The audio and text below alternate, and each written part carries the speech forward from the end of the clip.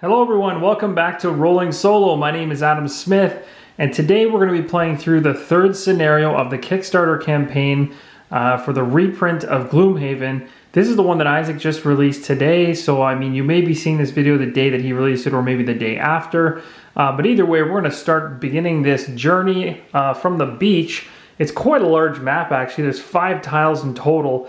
And so I've gone ahead by the rules and I've actually set up all the different objective points that are possible to pick up along the way. So I'm going to go ahead now and jump into the actual scenario introduction so that at least we know what we're doing and the reason for this setup in the first place.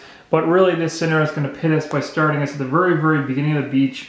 At the far back here, we're going to work our way through a couple, looks like to be snakes.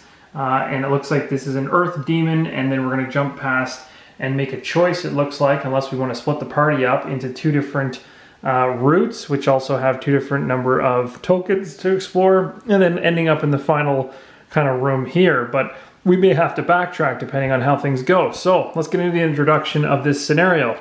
So this particular scenario says the decision path is a search for a safe landing. So just following along with the prior narrative.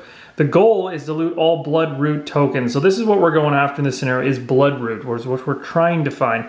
Although I've read ahead and I can tell you in this scenario, there's some nasty things that Isaac has put into this scenario to make life a little bit miserable for us as we try to find this all-important Bloodroot for our favorite quattrel. So let's get into the introduction. So it says, your lust for adventure apparently has limits. Faced with the choice between reckless excitement and securing the safety of a mad quattrel who tried to kill you, well, it's an easy choice. Looking down at the shivering, battered figure of Drell laying in the center of the boat, you can't help but feel sympathy for her.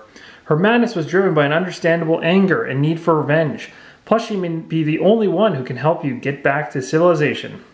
Halfway around the north side of the island, the cliff walls thankfully recede and give way to a sandy shore. You beach the boat and carry Drell to land, or to dry land. Okay, and then we just make sure, yep, and then it says your healing skills are able to stabilize her and bring her back to consciousness, but her burns are alarmingly severe. She can do little but moan in agony. Bloodroot, she gurgles. That sounds kind of disgusting. Yes, you remember that a slab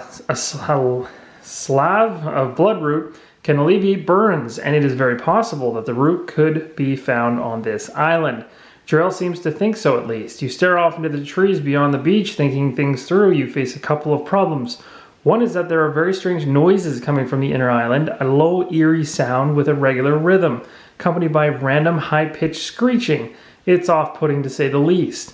Your other problem is that the Bloodroot is nearly indistinguishable from Daggerroot, a highly toxic plant that causes debilitating poison with any amount of contact.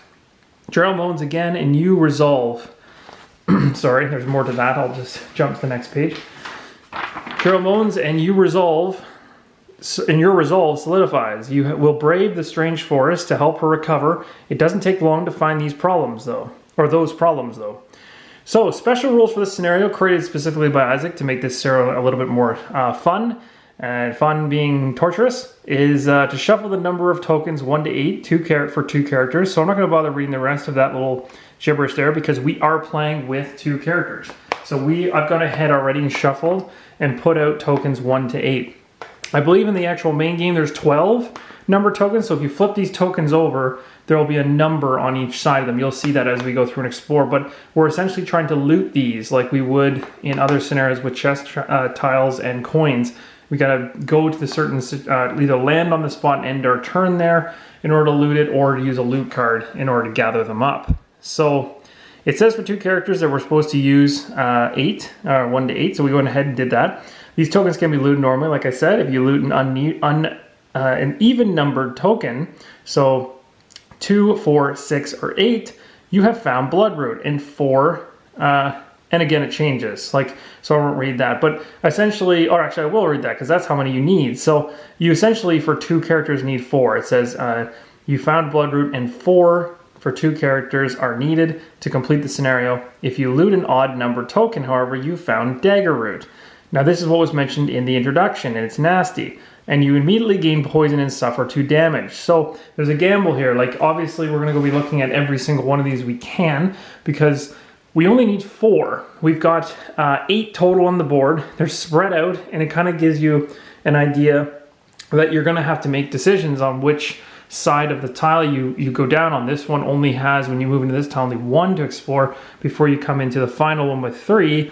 This one on this side is a bigger tile. I imagine that there'll be more enemies potentially in that particular tile, so it might be, but at the same time it has 2 to gather from there. So, and then of course if you start getting dagger root as you go through on this side, for instance, if this seems like the easier path, well, if you don't get the ones you want, you get odd numbered objective tokens. Your even ones are likely over here, and now you're starting to backtrack. There is no end of the mission per se, except just to find 4. Once you find 4, you've completed the goal, and the goal is to loot all Bloodroot tokens. Again, it's based on the number of players, so in our case 4.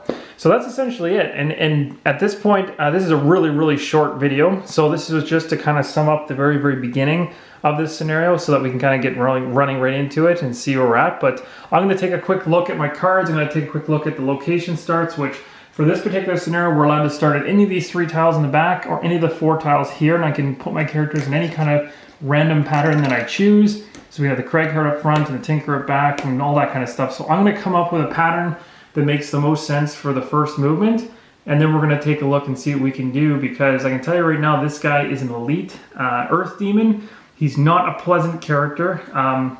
He's got a massive amount of health at 18. He's going to be a serious pain. And then on top of things, you've got the giant vipers, who are only regular, so they're only on the left side of that equation, but of that particular chart there, but they still have poison. So they're there, they're annoying, and the poison is going to be a reoccurring pain to deal with this entire scenario, but it'll be fun, I think. So join me, and if you haven't subscribed, please subscribe, and we will continue on as we venture forth into finding unreliable medicine, or hopefully reliable medicine. So anyway, until the next time, keep rolling solo.